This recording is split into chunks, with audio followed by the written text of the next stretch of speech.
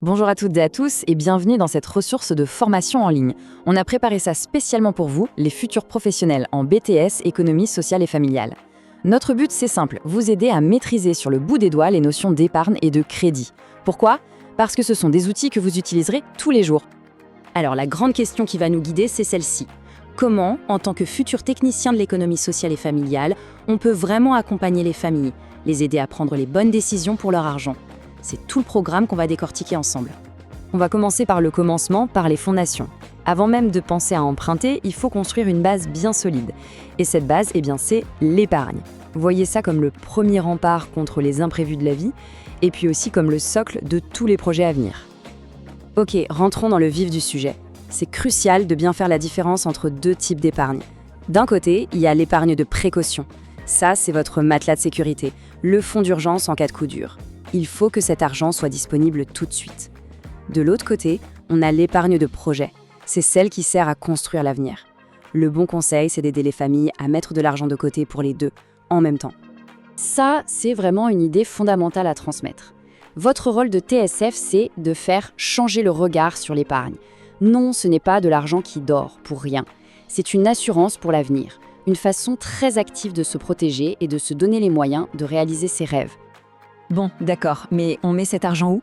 Ces tableaux vous montrent les options les plus courantes. Pour l'épargne de précaution, le LDDS est parfait. L'argent est dispo tout de suite et il n'y a pas d'impôt.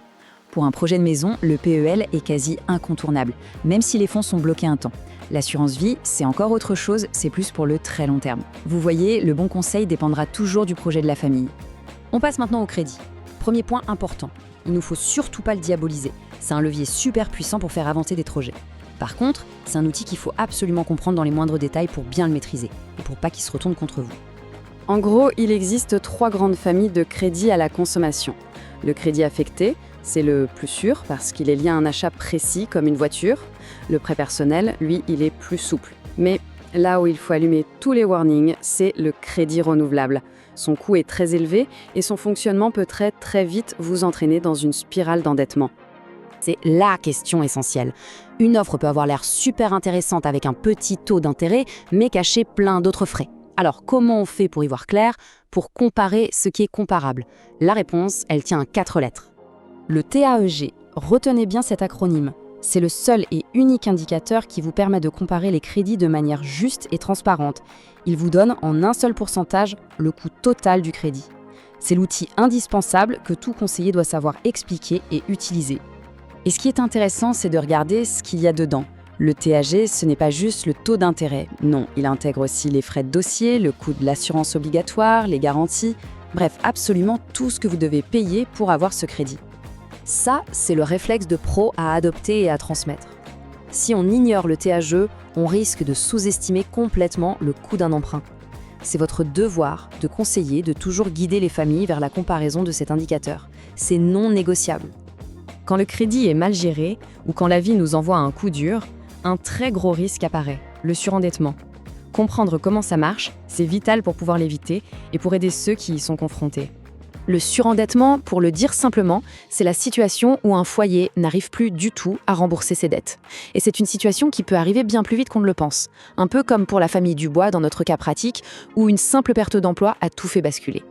Et là, c'est un point essentiel pour votre futur métier. Il faut comprendre que le surendettement, c'est très rarement dû à une mauvaise gestion volontaire. La plupart du temps, c'est ce qu'on appelle un accident de la vie qui met le feu aux poudres. Une baisse de revenus soudaine, une maladie, une séparation et un budget fragile peut exploser. Voici un chiffre à garder en tête, 35%. En général, les banques estiment que les remboursements de crédit ne doivent pas dépasser environ un tiers des revenus d'une famille. Au-delà de ce seuil, on entre dans la zone rouge. Le risque de surendettement devient très élevé. C'est un vrai signal d'alarme. Heureusement, ce n'est pas une impasse. Il existe une porte de sortie. C'est un droit. Ça s'appelle la procédure de surendettement. Tout commence avec le dépôt d'un dossier à la Banque de France. Elle va analyser la situation et proposer un plan pour réaménager les dettes et parfois même en effacer une partie. Tout ça nous amène à la question centrale pour vous. Quel est votre rôle de TSF dans tout ça ? La réponse, ce n'est pas juste de réparer les dégâts. Non, le cœur de votre mission, c'est d'anticiper. C'est la prévention qui est la clé de tout. Le point crucial, c'est donc d'agir avant la crise, avant que la situation ne devienne critique. Et pour ça, votre outil le plus puissant, c'est le conseil budgétaire. Aider une famille à construire et à suivre son budget, c'est tout simplement lui donner les clés pour retrouver son autonomie financière et se protéger. Et concrètement, ça se passe comment, un conseil budgétaire? Eh bien, c'est assez simple, en 3 étapes. D'abord, on met tout à plat. On liste toutes les rentrées d'argent d'un côté et toutes les dépenses de l'autre. Ensuite, on analyse où est-ce qu'on peut faire des économies. Et enfin, on essaie de changer les habitudes. On encourage l'épargne de précaution pour ne pas avoir à prendre un crédit au moindre imprévu. Et pour les personnes qui n'ont justement pas accès au crédit classique, il existe un outil très particulier, le microcrédit social. Mais attention, ce n'est pas du tout un crédit à la consommation. Son but, c'est de financer un projet de vie qui va permettre à la personne de s'insérer. Et ça, c'est une distinction fondamentale. En tant que TSF, vous ne devez jamais, au grand jamais, orienter une personne surendettée vers un microcrédit pour rembourser ses dettes. C'est un contresens total. Le microcrédit, c'est un outil pour aller de l'avant. Financer son permis pour trouver un travail, acheter du matériel pour lancer sa petite activité, ce genre de choses. D'ailleurs, le processus du microcrédit le montre bien. C'est avant tout un accompagnement social. Votre rôle de TSF est clé pour aider à définir le projet, à monter le dossier. Mais surtout, un suivi est mis en place pendant tout le remboursement pour s'assurer que le projet réussit et que l'insertion se passe bien. Au final, maîtriser tout ça, ce n'est pas juste théorique, ce n'est pas juste pour un examen. C'est le cœur même de votre future mission de TSF, là où vous aurez un impact réel et positif sur la vie des gens. Derrière les chiffres, les budgets, il y a des familles, des projets, des espoirs.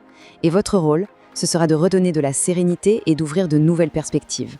La vraie question, ce n'est pas seulement de gérer un budget, c'est de reconstruire un avenir.